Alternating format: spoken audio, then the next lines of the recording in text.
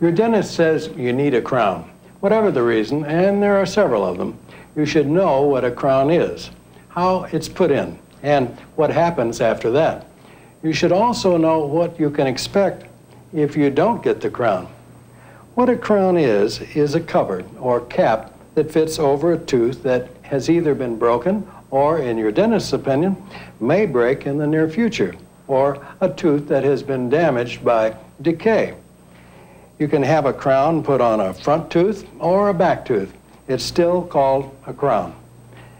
What a crown does is restore a damaged tooth to its correct shape and size and protects it from further damage. That's why it's important. That's why your dentist says you need one.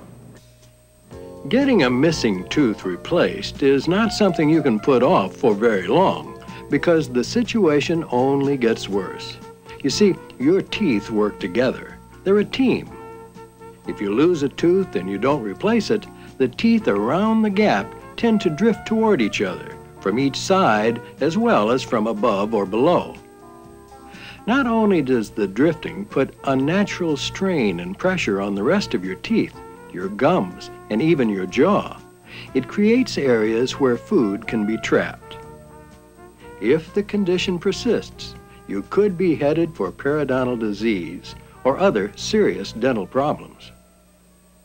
On the other hand, once the crown is in, you'll be able to chew and talk normally. You'll be able to flash that dazzling smile, and you'll look as good as ever. I'd like to show you what goes into making a crown and how it's put in. This is Margaret. She needs a crown. While my assistant gets Margaret ready, let me tell you a little bit about what's involved. You see, crowning is detailed dental work that's really a combination of technology and art. That's because your dentist is going to make that crown look like a tooth, and that's not easy. You see, what condition your tooth is in and where it's located will help your dentist determine the type of material you should have your crown made of, in addition to the cost and how long you can reasonably expect it to last. A crown usually takes at least 2 visits and about 2 to 3 weeks to make and put in place. That's the time part. Now, let's take a look at how it's done. I've already anesthetized the area around Margaret's tooth, and that's how your dentist will start with you. Your dentist shapes the damaged tooth so the crown will fit correctly. Sometimes, if a tooth is badly damaged, it may be necessary to build it up with a restorative material.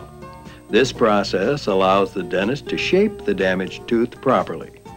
Once the tooth has been shaped, the dentist takes an impression of it. A shading of your tooth is also taken to match the color of your teeth. Make that 65.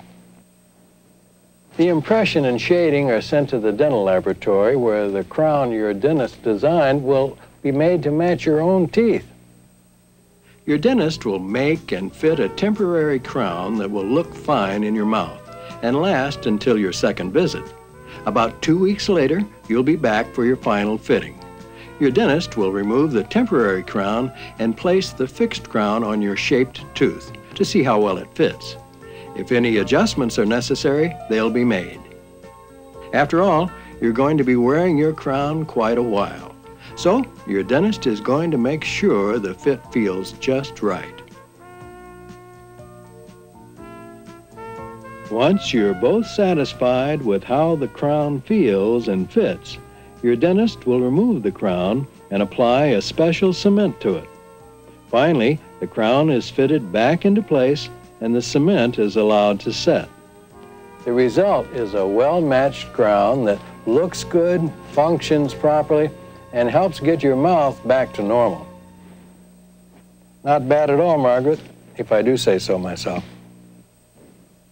There you go, Ed. If the crown you need goes over one of your back teeth, you'll basically go through the same procedure as the one you just saw. The main difference is that your back teeth have a different function and appearance. So now that you've got your new crown, that's it, right? Well, not exactly. You've got to take care of it. You should brush and floss your teeth thoroughly at least once each day. Use fluorides, eat a balanced diet, and limit snacks, and see your dentist regularly. During your regularly scheduled visits, your dentist will examine the crown to make sure that it fits and functions correctly. Now, you do know about crowns. You know how they're made, how they're put in, and how you'll look when you've got your crown in.